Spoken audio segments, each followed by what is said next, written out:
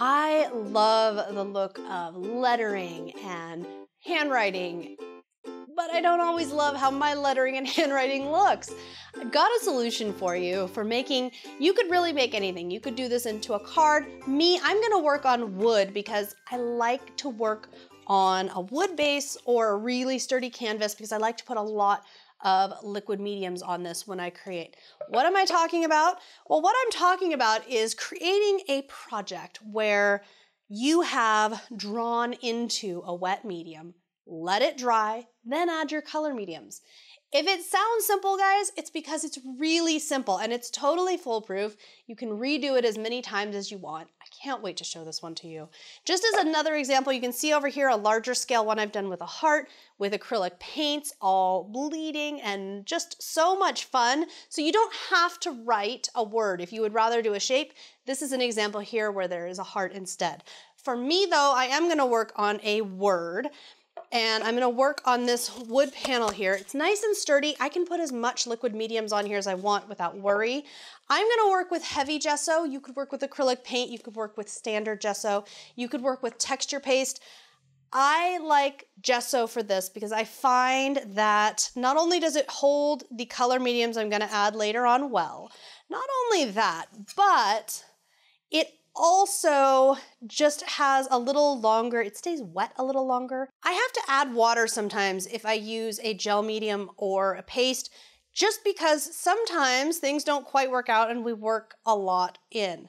So what I've got here, I've got my wood block here and I am just spreading some of this heavy gesso onto here. We want a nice thick coating.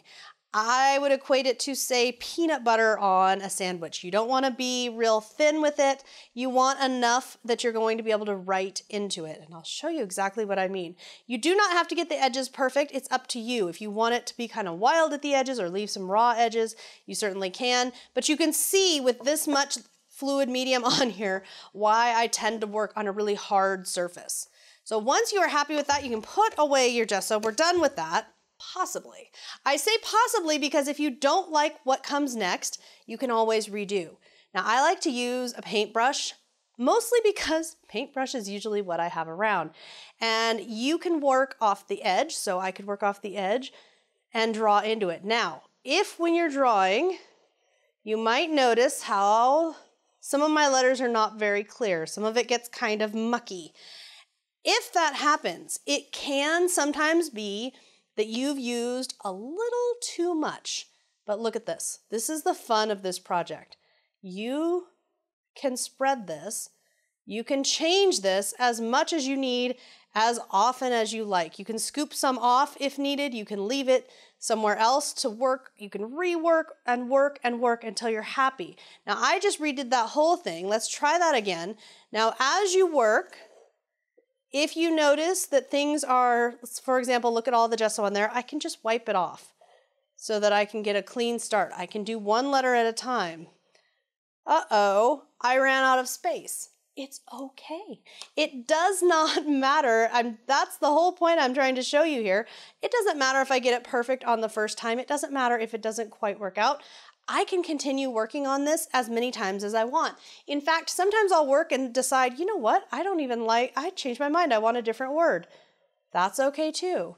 Now, if you get it and you think, oh, I really like how this looks, but there's a few spots I would like to touch up, just go back in. And again, remember that the tool that I'm using, this tip of this paintbrush, this particular paintbrush has a really great size tip on it that I like to, the back end that I really like to use.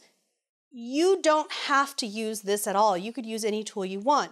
You could also, if you decide you don't like the look of one part, come in like so and just smooth over that part and then finish it back off.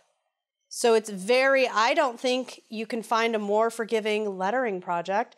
You could do cursive, you could do anything you like. If you have kids, you could have your kids do their own handwriting or write their names or something and create some art. And I'm opening up the gesso once again because I have just got too much on here. I got a little too enthusiastic. Not a problem. Because I have not added any color mediums, we can scrape this right back off so there's nothing wasted whatsoever. And you can use a paintbrush, you can use the palette knife, use whatever you would like to either make it smooth or add some texture. But the next step here, we have two options. Option number one, while it is still wet, we can take some spray colors here, and I'm gonna try some green and some blue. We can take some spray colors and go ahead and color it while it's wet. Now the pros to this, well, it's gonna be done really soon. As soon as it's dry, we could consider it done and go from there. That makes it one of the quickest projects. If you add a little water, remember, especially to Tim Holtz spray stains, but a lot of them, it will just kind of help things blend. So we can add some water. We can move it around so that it kind of creates little drips, and we can be done. We can also wait for this to totally dry and add some embellishments.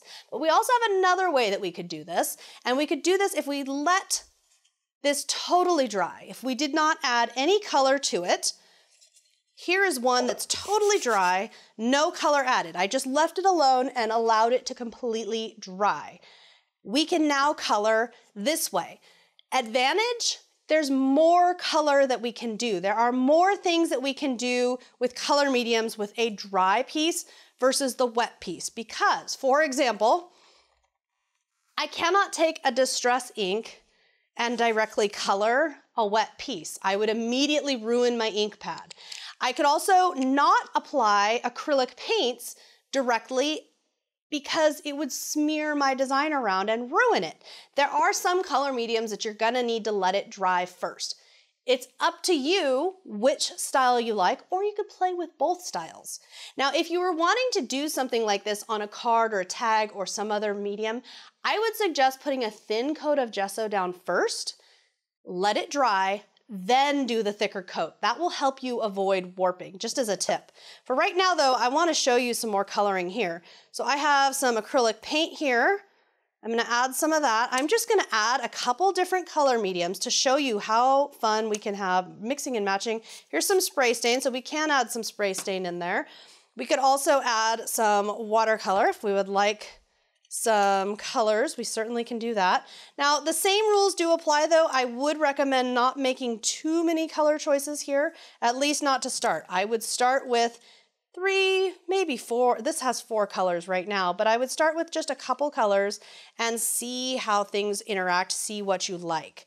I'm going to spray this with water, mostly so I can start to get that acrylic paint moving around. And you will notice, yes, it's a big old blob right now, but it will move and play with the others while it's wet. Remember that acrylic paint, until it's dry, until it's set, it absolutely has some really fun qualities to it. And I'm gonna go in here, I know you see how it takes over. You see how that one color is really gonna take over? That's okay. We're not gonna worry about it because while it is still wet, you are gonna be able to get a lot of play with this. You are gonna be able to look at all of that.